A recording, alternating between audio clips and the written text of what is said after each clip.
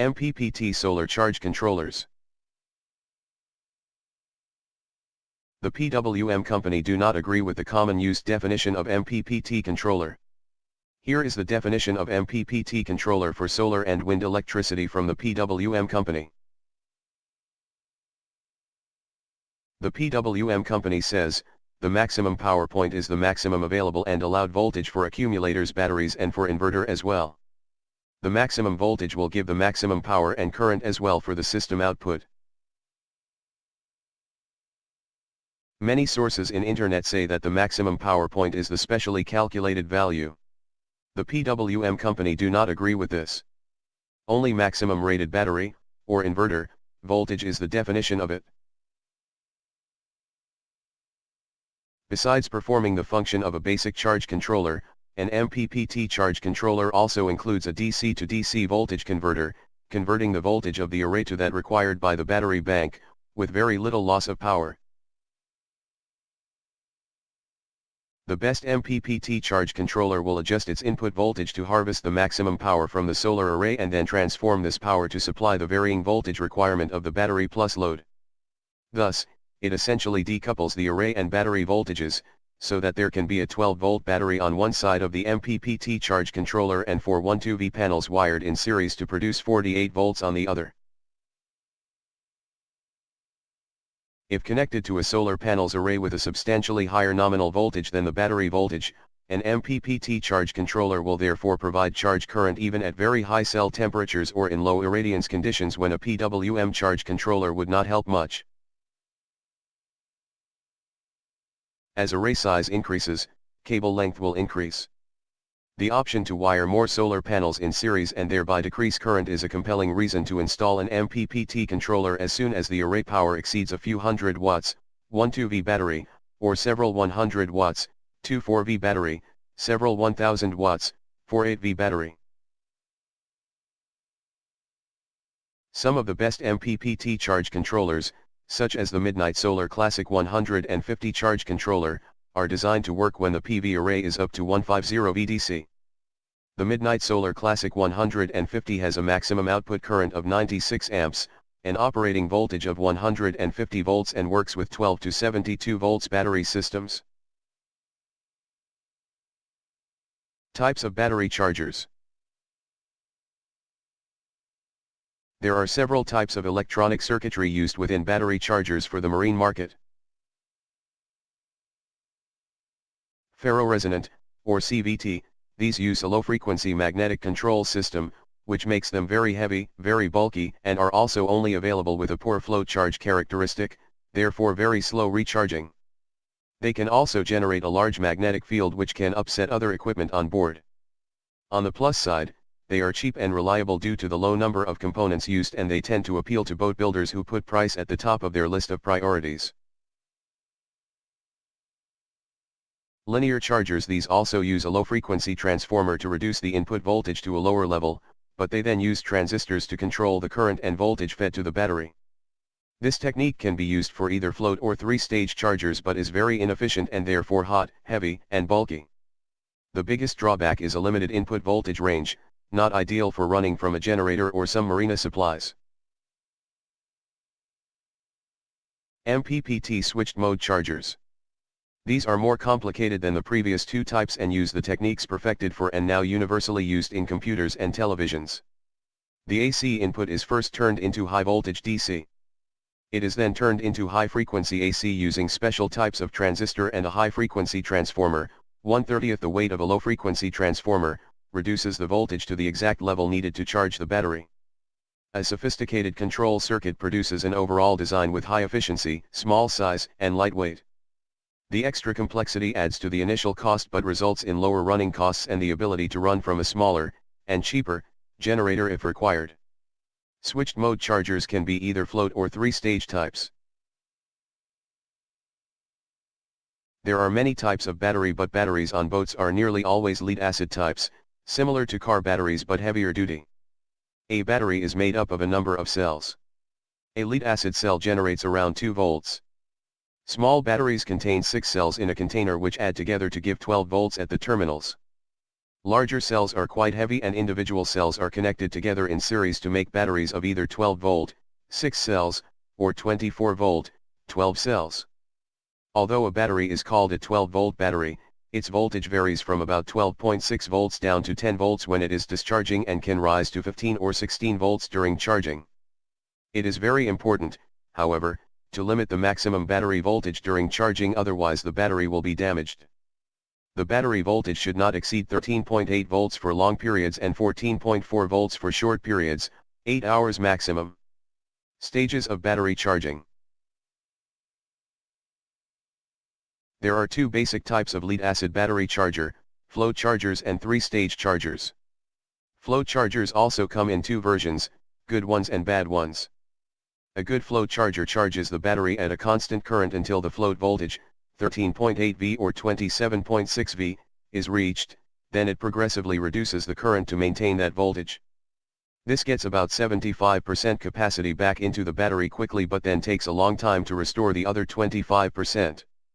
A bad flow charger commences charging at the rated current, but as the battery takes the charge, its voltage rises and the current drops off long before the float voltage is reached.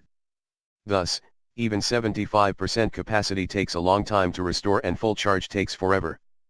By far the best type of charger is the three-stage charger. This starts charging like a good flow charger but continues charging at constant current until the boost voltage, 14.4 V or 28.8 V, is reached. Then, the current is progressively reduced until it drops to 1/4 of its maximum. This corresponds to 90% capacity in the battery. The charger voltage now changes automatically to the float voltage, where it then remains, slowly restoring the last 10% capacity. Thus almost full charge is restored quickly and safely. How MPPT charge controller works. MPPT charge controllers employ DC to DC conversion, which allows the solar array voltage to be higher than the voltage required to charge the batteries. Many years ago solar modules were designed to charge 12-volt batteries. These solar modules were built with 36 cells in series to have a peak power voltage of 16-18 volts. 2 of these modules could be wired in series to charge a 24-volt battery and 4 could be wired in series for a 48-volt battery. Modules with 72 cells were also available for 24-volt charging. When all modules were made this way, the simple PWM charge controllers described previously worked fine. As connected off-grid solar power systems became the prominent use for solar modules, cost became the most important factor in module design and off-the-grid homes. This led to larger 60-cell modules, manufactured in a convenient size that could be carried by one person. These modules have a voltage too high for 12-volt battery charging and too low for 24-volt battery charging and are usually wired in series to get approximately 400 volts DC, which is easy to convert to 240 volts AC for connection to the utility grid. 36-cell modules are available with power outputs up to 140 watts and 72-cell modules are available with power outputs up to 300 watts. These modules cost more per watt, but can be used with lower cost PWM charge controllers. It makes economic sense to use these modules on systems that required less than 700 watts. If the power required is greater than 700 watts, the cost savings on the solar modules and the wire between the modules and the batteries to pay the added cost of a MPPT charge controller. MPPT charge controllers from Schneider, formerly Xanterix, Outback, Morningstar, and Midnight Solar can operate with a maximum input voltage from a solar array of 150 volts, which can be used with 360-cell modules in series. Other models from Midnight Solar can be used with arrays up to 250 volts, allowing the use of 660-cell modules in series. An added advantage of using a higher voltage solar array made from modules wired in series is that much smaller wire can be used between the solar array and the charge controller without significant power loss. Every time you double the voltage in a wire, you can carry 4 times as much wattage with the same loss. This saving increases tremendously when you go from 15 volts in a wire to 150 volts. When choosing an MPPT charge controller, the amp rating of the controller is the maximum amperage that it can supply to the battery being charged. To find this amperage, add the wattage of all modules in the array and divide by the battery voltage. For example, 6 240 watt modules have a total wattage of 1440 watts. If you are charging a 12-volt battery, the charge controller amps required is 120 amps, 1440/12 equals 120. In this case you would need controllers with 60 amp or greater rating. If you were charging a 24-volt battery, only one 60 amp charge controller would be required. If you are using a 48-volt battery you could have an array of 2800 watts and still use a single 60 amp charge controller. Solar cells are neat things. Unfortunately, they are not very smart. Neither are batteries. In fact, batteries are downright stupid. Most PV panels are built to put out a nominal 12 volts. The catch is nominal. In actual fact, almost all 12-volt solar panels are designed to put out from 16 to 18 volts. The problem is that a nominal 12-volt battery is pretty close to an actual 12 volts, 10.5 to 12.7 volts, depending on state of charge. Under charge, most batteries want from around 13.2 to 14.4 volts to fully charge, quite a bit different than what most panels are designed to put out. Maximum power point tracking is electronic tracking, usually digital. The charge controller looks at the output of the panels and compares it to the battery voltage. It then figures out what is the best power that the panel can put out to charge the battery. It takes this and converts it to best voltage to get maximum amps into the battery. Remember, it is amps into the battery that counts. Most modern MPPTs are around 93 to 97% efficient in the conversion. You typically get a 20 to 45% power gain in winter and 10 to 15% in summer. Actual gain can vary widely depending weather, temperature, battery state of charge, and other factors. Grid tie systems are becoming more popular as the price of solar drops and electric rates go up. There are several brands of grid tie only, that is, no battery, inverters available. All of these have built-in MPPT. Efficiency is around 94% to 97% for the MPPT conversion on those. The PowerPoint tracker is a high-frequency DC to DC converter. They take the DC input from the solar panels, change it to high-frequency AC, and convert it back down to a different DC voltage and current to exactly match the panels to the batteries. MPPTs operate at very high audio frequencies, usually in the 20 to 80 kHz range. The advantage of high-frequency circuits is that they can be designed with very high-efficiency transformers and small components. The design of high-frequency circuits can be very tricky because of the problems with portions of the circuit broadcasting just like a radio transmitter, causing radio and TV interference. Noise isolation and suppression becomes very important. There are a few non-digital, that is, linear, MPPTs charge controls around. These are much easier and cheaper to build and design than the digital ones. They do improve efficiency somewhat, but overall the efficiency can vary a lot, and we have seen a few lose their tracking point and actually get worse. That can happen occasionally if a cloud passed over the panel. The linear circuit searches for the next best point but then gets too far out on the deep end to find it again when the sun comes out. Thankfully, not many of these around anymore. The PowerPoint tracker, and all DC to DC converters, operates by taking the DC input current, changing it to AC, running through a transformer, usually a toroid, a donut-looking transformer, and then rectifying it back to DC, followed by the output regulator. In most DC to DC converters, this is strictly an electronic process, no real smarts are involved except for some regulation of the output voltage. Charge controllers for solar panels need a lot more smarts as light and temperature conditions vary continuously all day long, and battery voltage changes. Using battery voltage for delivering maximum power. Current and voltage are inversely proportional to each other. With other words, if the current increases, the voltage drops and vice versa. By lowering the current by introducing some resistance in the path of the current, the MPPT charge controller can boost up the voltage. This voltage to current ratio adjustment is called maximum power point tracking. MPPT typically increases the current to the battery by approximately 25% to 30%. Important to keep in mind is that a 80% discharged battery will charge faster than a 50% discharged battery. The reason for this is that when the battery starts to discharge, its voltage also reduces. The larger the gap between the solar panel output voltage and the battery voltage, the more current will flow into the battery, and the faster the battery will be charged. Combine techniques for optimum battery charging. MPPT charge controllers use both principles mentioned above to deliver the maximum amount of power. This type of solar charge controllers come pre-programmed with adjustable setpoints which can be edited and adjusted according to your needs.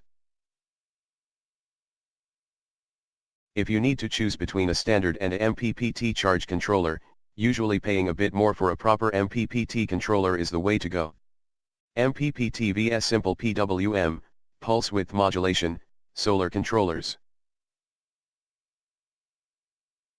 The most basic charge controller simply monitors the battery voltage and opens the circuit, stopping the charging, when the battery voltage rises to a certain level. Older charge controllers used a mechanical relay to open or close the circuit, stopping or starting power going to the batteries.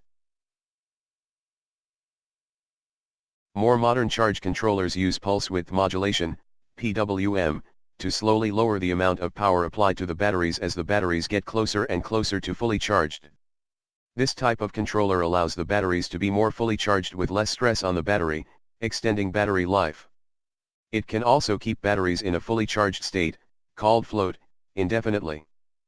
PWM is more complex, but does not have any mechanical connections to break. The most recent and best type of solar charge controller is called Maximum Power Point Tracking or MPPT. MPPT controllers are basically able to convert excess voltage into amperage. This has advantages in a couple of different areas. Most solar power systems use 12-volt batteries, like you find in cars. Some use other voltages and the same advantages apply to these systems as well. Solar panels can deliver far more voltage than is required to charge the batteries. By, in essence, converting the excess voltage into amps, the charge voltage can be kept at an optimal level while the time required to fully charge the batteries is reduced. This allows the solar power system to operate optimally at all times. Another area that is enhanced by an MPPT charge controller is power loss. Lower voltage in the wires running from the solar panels to the charge controller results in higher energy loss in the wires than higher voltage. With a PWM charge controller used with 12V batteries, the voltage from the solar panel to the charge controller typically has to be 18V. Using an MPPT controller allows much higher voltages in the cables from the panels to the solar charge controller. The MPPT controller then converts the excess voltage into additional amps. By running higher voltage in the cables from the solar panels to the charge controller, power loss in the cable is reduced significantly. When using high voltage grid connect panels with VOC voltages above 35V to charge a 12V battery bank, the only controller option is an MPPT charge controller. The final function of modern solar charge controllers is preventing reverse current flow. At night, when solar panels are not generating electricity, electricity can actually flow backwards from the batteries through the solar panels, draining the batteries. You've worked hard all day using solar power to charge the batteries, you don't want to waste all that power. The charge controller can detect when no energy is coming from the solar panels and open the circuit, disconnecting the solar panels from the batteries and stopping reverse current flow. When assessing which type of solar charge controller to purchase, you need to know about their functionality and features, but it's also helpful to see a straightforward comparison of your options. To that end, we put together a comprehensive look at the pros and cons of both PWM-type solar controllers and MPPT solar charge controllers for your convenience. Sizing your MPPT charge controller. Sizing solar charge controllers is pretty simple really. Solar charge controllers are rated by current and voltage. These ratings depend on your solar array's current, amps, and the battery voltage.